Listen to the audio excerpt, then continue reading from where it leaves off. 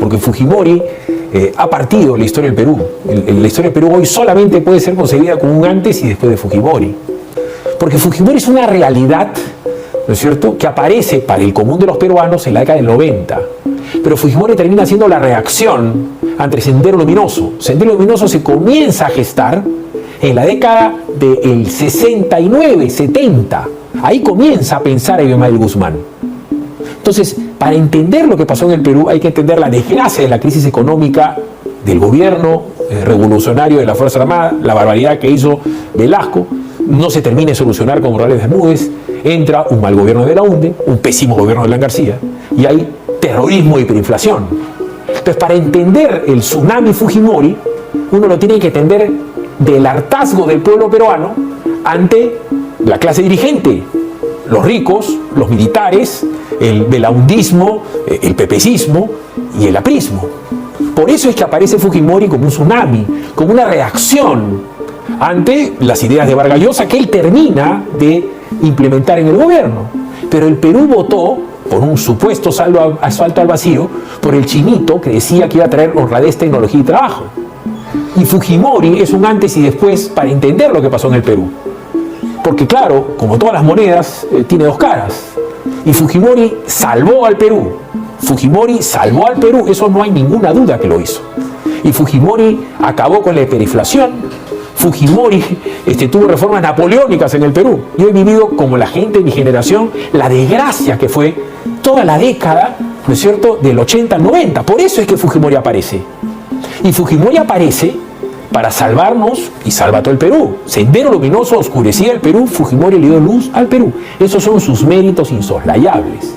Fuera de la bronca con Ecuador, fuera de lo que se hizo con la economía del Perú, Fujimori encarna el autoritarismo que la gente aplaudió porque dio un golpe de Estado.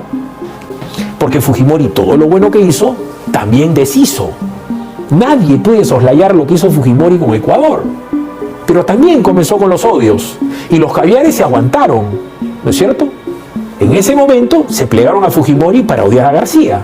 Y muchos de ellos han trabajado con Fujimori, por si acaso. Largamente. Hay gente en televisión hoy que le han lamido los zapatos al chino largamente. ¿Correcto? Entonces, cuando Fujimori compra la prensa con un montón de gente que todavía sea vigente y que después se ha convertido en un furioso antifujimorismo. Fujimori se va como se va. El más grande error político de la vida de Fujimori fue haberse ido como se fue. Porque Fujimori renuncia a ser presidente del Perú. Fujimori, el que había pacificado el Perú, el que había puesto luz al Perú, la gente había vuelto a tener agua, luz, a comer carne, sí. Metió la cana a Abimael, sí. Metió la cana a Polay, sí. Pero se fue y abandonó a las Fuerzas Armadas, policiales, a su hija, a su partido. Y comenzó la persecución ¿de quién? De los caviares. Y ahí comienza el gran odio al antifujimorismo que dura hasta hoy. Hasta hoy. Ese antifujimorismo que ha permitido, ¿no es cierto?, que PPK llegue al gobierno en elecciones rarísimas. Ese antifujimorismo le ha dado vida a Vizcarra. Y ese antifujimorismo, ¿no es cierto?, al haber inoculado el antiaprismo, ha terminado destrozado. Por eso es que llega Castillo al poder, por el antifujimorismo. Y por si acaso aclaro, Fujimori vence a Abimael Guzmán, no vence a Sendero Luminoso. Sendero Luminoso ha tomado el poder en el gobierno de Castillo. Y Sendero Luminoso vive hoy, y el MRTA vive hoy y es un peligro inminente. Porque el antifujimorismo tiene una fuerza inmensa, tan grande o más que el fujimorismo. Y ahora vamos a ver qué va a pasar ante la ausencia de Fujimori. Mucho cuidado, que el antifujimorismo puede hacer que llegue Antauro al poder. Y Antauro no es Castillo, sería el fin del Perú. O sea, hay que tener tino, prudencia, cerebro y un sentido patriótico de entender el dolor de la familia, el dolor del fujimorismo, pero también el dolor de la otra gente que lo odia. Y lo va a odiar como odian a Alan García hasta el día de hoy.